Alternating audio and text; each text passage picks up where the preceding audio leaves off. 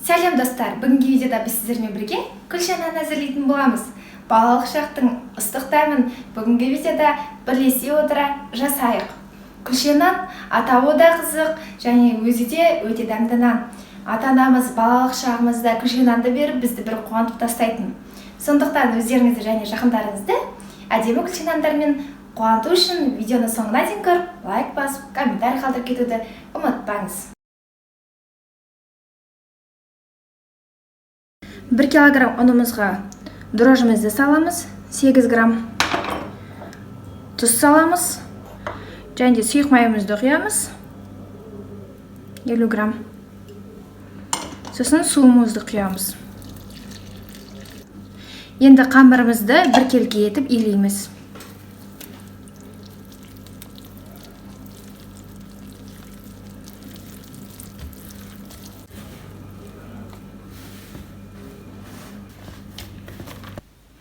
Енді бетін жауып, жылы жерге қоямыз.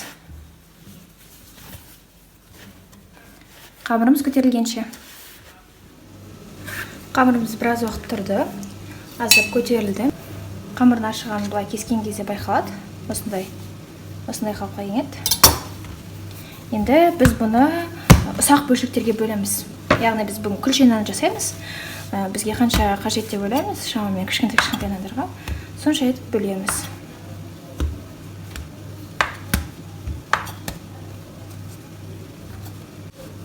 Бөлшектерге бөліп алдық.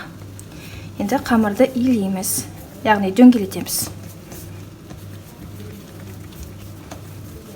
Мінекей дөңгелеттік. Осылай дөңгелектерді бір жаққа жинап тұрамыз.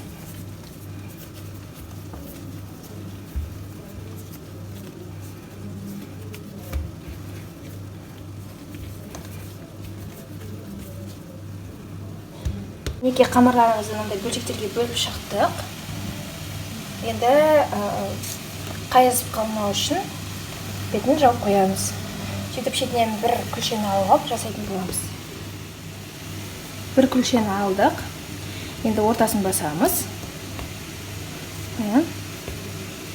Және ортасын басу арқылы жұмыс жасайтын боламыз. Яғни ортасын шығартып, айналасын осылай дөңгелек етіп қалдырамыз.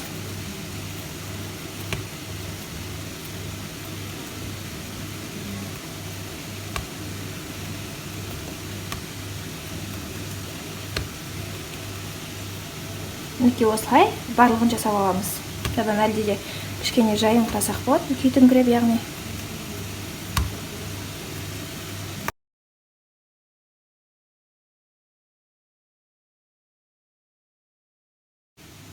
Дәл осылай барлығын жасап аламыз.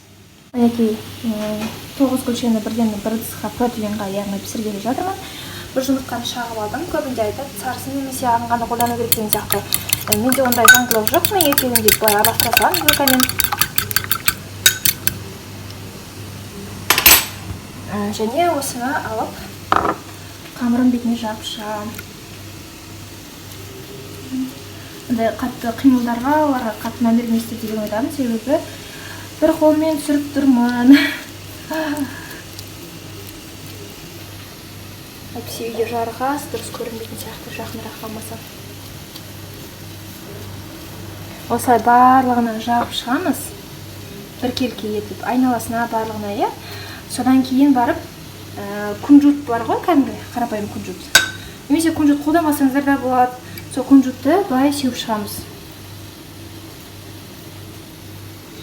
Күнжут сеппестен бұрын шанышқымен былай жұлдызша бір нәрселер жасасаңыздар болады. Немесе ортасын жай ғана тесіп деген сияқты.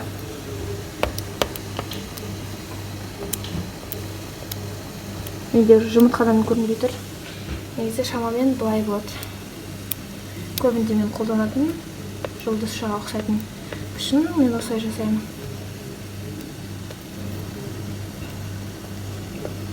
Мінекей осылай барлығын жасап шығамыз. Содан кейін жұмыртқамызды жағамыз.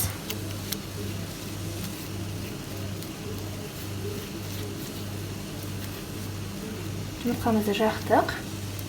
Енді күнжутымызды себеміз. Бетіне, айналасына өзіміздің қалауымызша. Бәрін осылай жасап шығамыз. Бізде мынандай күлшелер пайда болды. Енді қызып тұрған пешімізге жіберетін боламыз. Қызып тұрған пешімізге жібереміз. Енді пісіріп аламыз.